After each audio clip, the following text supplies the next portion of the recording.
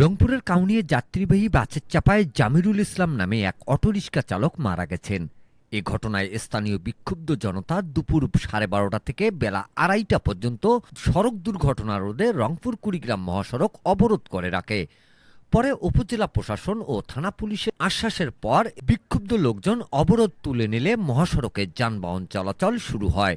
স্থানীয়রা এবং থানা পুলিশ জানান, 27 ডিসেম্বর শনিবার দুপুরে কাউনিয়া উপজেলার বেইলি ব্রিজ বাজার এলাকায় রংপুর কুড়িগ্রাম মহাসড়কের পাশে দাঁড়িয়ে থাকা ব্যাটারি চালিত অটোরিকশাকে ধাক্কা দেয় দ্রুত গতিতে আসা যাত্রীবাহী একটি বাস।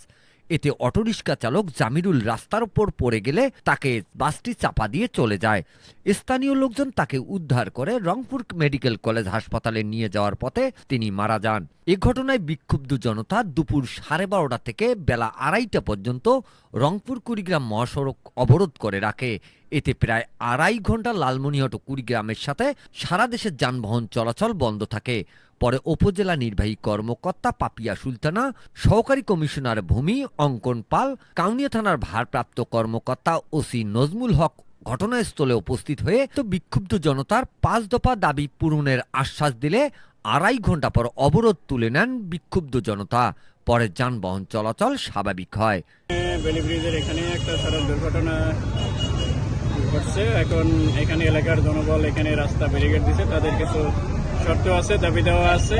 এখানে আমি আছি এবং উপজেলা নির্বাহী অফিসার এবং উপজেলা সহকারী কমিশনার ভূমি, সবাই আমরা আসছি। সবার সাথে কথা বলছি। তারা যে দাবি দেওয়াগুলো দিচ্ছে সেগুলো আমরা বিবেচনা করব এবং তাদের দাবি দেওয়া পূরণ করার প্রতিশ্রুতি আমরা দিচ্ছি। ইনশাল্লাহ খুব দ্রুত সম্ভব এগুলো আমরা পূরণ করব।